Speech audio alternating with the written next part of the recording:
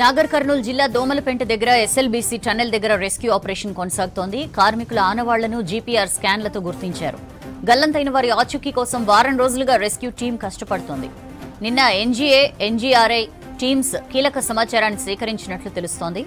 GPR thermal స్కానర్లతో 13.9 kilometre point దగ్గర బురదలో scan చేస్తుండగా ఆ ప్రాంతంలో మనుషుల శరీర ఆనవాళ్లున్నట్లు గుర్తించారు.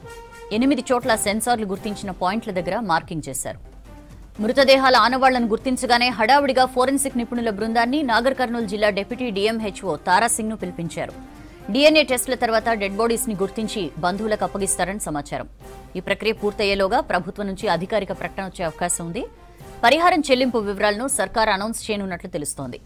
8 మంది చిక్కుకున్న ప్రదేశాన్ని గుర్తించామని చెప్పారు Singareni CMD Balaram. National remote sensing agency, national geographical research institute నుంచి క్లియర్ రాడార్ పిక్చర్స్ వచ్చిన తర్వాతే నిర్ధారణ జరుగుతుందన్నారు.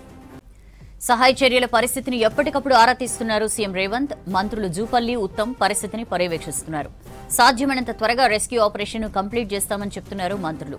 అయితే రోజులు గడిచే కొద్దీ కార్మికుల బంధువుల్లో ఆందోళన పెరిగిపోతోంది. టన్నెల్లో పేరుకుపోయిన మట్టిని బయటకు తీసేందుకు ప్రత్యేక యంత్రాలు ఉపయోగిస్తున్నారు. ఆర్మీ నుంచి బ్యాట్ క్యాట్ మెషిన్ తెప్పించారు. దీని ద్వారా మట్టిని ఎత్తుతున్నారు. ఫైర్ డిపార్ట్మెంట్ తీసుకొచ్చిన ఆక్వా ఐ మెషిన్ నీటిలో మనుషుల ఆనవాళ్లను గుర్తించి సిగ్నల్ ఇస్తుంది. మనిషి కాకుండా ఇతర జంతువుల కళేబరాలున్నా ఎలాంటి సిగ్నల్స్ ఇవ్వదు. 100 HP మోటార్ ఒకటి, 50 హార్స్ పవర్ ఉన్న మోటార్స్ 5ని టన్నెల్లోకి తీసుకెళ్లి వాటితో డీ వాటరింగ్ చేస్తున్నారు. గురువారం రాత్రి 50 మంది టన్నెల్లోకి వెళ్లి ఉదయం 11 గంటలకు తిరిగి వచ్చారు. 12వ కిలోమీటర్ నుంచి పేరుకుపోయిన బురద, మట్టిని వీరు మాన్యువల్ గా పార, తట్టలతో ఎత్తుతున్నారు. తీసిన మట్టిని లోకోలోకి ఎత్తిపోసి బయటకు పంపిస్తున్నారు. తర్వాత ఈ బురదను దగ్గరలోని కృష్ణానదిలో పారబోస్తున్నారు. 140 మీటర్ల పొడవు, 1500 టన్నుల బరువున్న టీబీఎం శిథిలాలను శుక్రవారం ఉదయం 11:30 నుంచి కాజీపేటకు చెందిన రైల్వే సిబ్బంది ప్రత్యేక మెషిన్తో కట్ చేస్తున్నారు. కట్ చేసిన పైపులను మాన్యువల్ గా తరలించే అవకాశం లేకపోవడంతో అక్కడే డంప్ చేశారు. ప్రమాద స్థలంలో 200 మీటర్ల పొడవు, 9.2 మీటర్ల ఎత్తులో బురద, మట్టి, రాళ్లు పేరుకుపోయాయి. ఇక్కడే టీబీఎం సగభాగం కూరుకుపోయింది.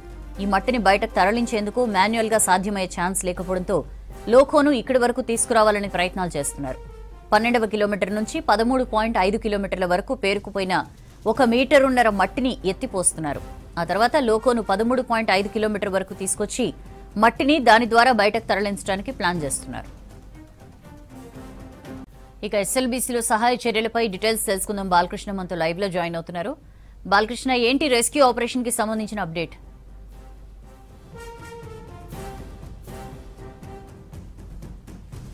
సౌజన్య, ఎస్ఎల్బీసీ టనల్ వద్ద రెస్క్యూ ఆపరేషన్స్ అయితే చాలా స్పీడ్గా జరుగుతున్నాయి.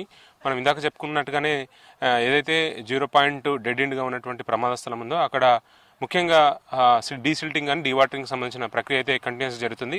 అంతకు మించి చాలా ఇంపార్టెంట్ విషయం ఏంటంటే ఆల్రెడీ ఇది 8వ రోజు గడుస్తుంది ప్రమాదం జరిగి లోపల చిక్కుకున్న వాళ్ళ జాడి ఏంది అనేది ఇంతవరకు తెలియరాలేదు. సో రిమోట్ సెన్సింగ్ ఏజెన్సీ అట్లాగే జియో రైడార్కి సంబంధించినటువంటి ఇమేజెస్ ద్వారా ఒక మార్కింగ్ అయితే చేయడం జరిగింది. ఆ మార్కింగ్ ఆధారంగా లోపల ఉన్న వాళ్ళని బయటికి తీసుకురావడం కోసం తీవ్రమైన ప్రయత్నాలు చేస్తున్నప్పుడు కూడా చాలా ఆటంకాలు, అవరోధాలు ఎదురవుతున్నాయి. నీటి ఊట వస్తుంది.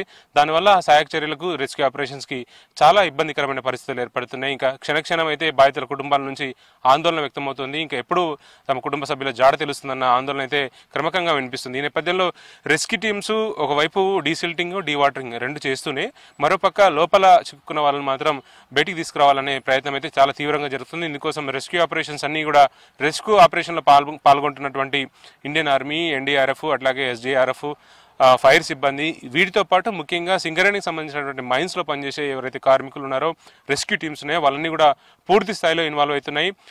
ఇక్కడ మాత్రం వర్క్ డివిజన్ చేస్తూ ప్రతి ఏ టీం అయినా సరే అక్కడ లోపల ఉన్నటువంటి స్పేర్స్, విడిభాగాలు, టీబీఎం సంబంధించినటువంటి ఐరన్ పార్ట్స్ కానీ అట్లాగే డీసిల్టింగ్ కానీ డీవాటరింగ్ కానీ చాలా పెద్ద ఎత్తున చేస్తున్నారు.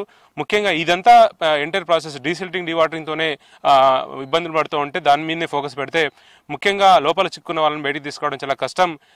కాబట్టి కేవలం డీసిల్టింగ్, డీవాటరింగ్ మీదనే ఫోకస్ పెట్టకుండా లోపల ఏదైతే మార్కింగ్ చేశారో ఆ మార్కింగ్ నుంచి వాళ్ళని బయటికి తీసుకురావడానికి ప్రయత్నాలు, కట్టింగ్ అయితే స్టార్ట్ అయింది. సో దీంతో పాటు ఆ స్పేర్ సంబంధించినటువంటి ఏవైతే విడిభాగాలను ఐరన్ని పక్కకు క్లియర్ చేస్తే లోకో వెళ్ళడానికి ఆస్కారం ఉంటుంది. లోకో నుంచి వాళ్ళని బయటికి సేఫ్గా తీసుకురావడానికి అవకాశం ఉన్న నేపథ్యంలో ఆ రూట్ని క్లియర్ చేసే ప్రయత్నం చేస్తున్నారు. నిమిషానికి 5,000కు పైగా లీటర్ల ఊట వస్తుందని చెప్పి అనుకున్నాం, కానీ అంతకు మించే ఊట ఎక్కువగా వస్తుంది. అది చాలా రిస్క్గా మారింది. ఇంకా ముఖ్యంగా చెప్పాలంటే డేంజర్ జోన్ ఏదైతే ఉందో, ఆ ప్రమాద స్థలం ఉందో, ఆ ప్రమాద స్థలంలో రెస్క్యూ చేయడం అనేది చాలా కష్టసాధ్యమైన పని అయినప్పుడు కూడా బృందాలుగా దాదాపు 100 టీమ్స్ అక్కడనే ఉండి మానిటరింగ్ చేస్తున్నారు. 3 షిఫ్ట్లు అక్కడే కంటిన్యూస్గా మానిటరింగ్ చేస్తున్న పరిస్థితి కనిపిస్తుంది. మనకు TGDPCLకి సంబంధించిన CMD ముష్రఫీ, అలాగే రెస్క్యూ ఆపరేషన్స్ ఏదైతే సింగరేణికి సంబంధించిన సీఎం బలరాం, నాగర్కర్నూలు జిల్లా కలెక్టర్ సంతోష్, SP వైభవ్ గైక్వాడ్ అక్కడే ఉండి మొత్తం ఎంటైర్ ఆపరేషన్స్ అన్నింటినీ కూడా నిరంతరం మానిటరింగ్ చేస్తున్నారు. ఏ సమయమైనా సరే ఇన్ఫర్మేషన్ వచ్చిన వెంటనే దానికి సంబంధించిన ఇంటర్ ప్రాసెస్ చేయడానికి, అటు ఫార్మాలిటీస్ కంప్లీట్ చేయడానికి మాత్రం పూర్తి స్థాయిలో ఏర్పాట్లు అయితే జరుగుతున్నాయి. ఇంకా డాక్టర్స్ టీం కానీ, అట్లా ఫోరెన్సిక్ టీం కానీ టన్నెల్లో రెడీగా ఉంచడం జరిగింది. అంబులెన్స్ను కూడా సిద్ధంగా చేశారు. సో ఏదైతే క్యాజువాలిటీస్ వచ్చినా కూడా వాళ్ళకి ఇమీడియట్గా ట్రీట్మెంట్ చేయడానికి జాగ్రత్తలు తీసుకుంటున్నారు. ఇప్పటికీ 8 రోజులు గడిచింది.